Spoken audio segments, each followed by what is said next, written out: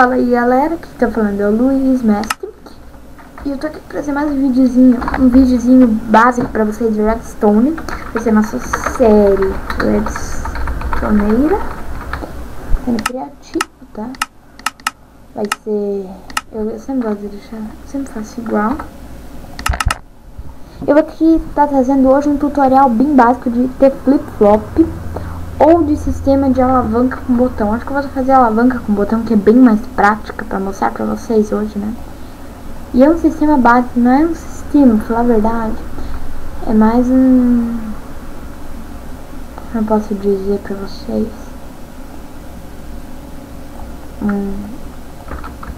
Sei lá, um componente de sistema, vamos dizer assim.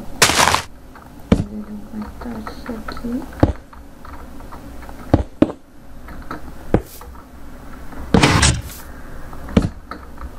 Tá pronto.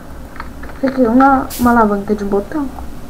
Como é que você faz? Você pega o botão, você vai ter que puxar de uma extremidade, ó. Ele troca toda vez.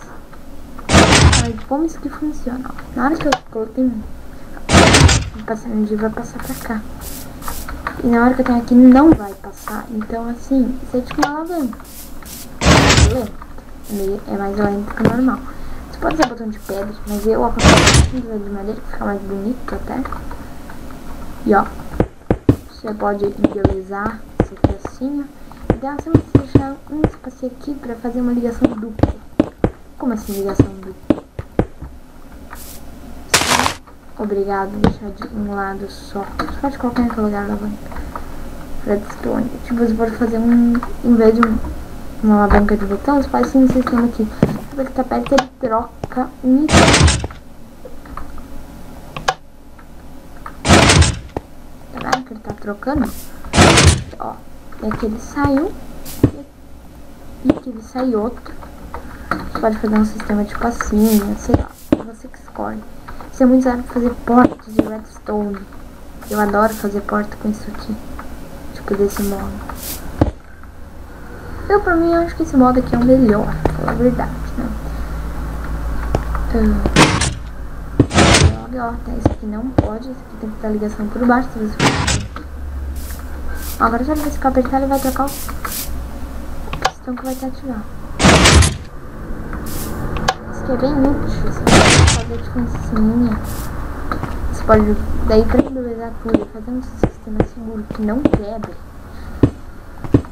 E que seja prova d'água, você vai ter que fazer tipo assim. Assim você vai ter que puxar. Mas porque aquilo lá não vai ficar feio, né? Tipo assim, ó. Porque sempre fazer um sistema seguro. E a prova d'água, isso aqui não pode colocar bloco. Tá?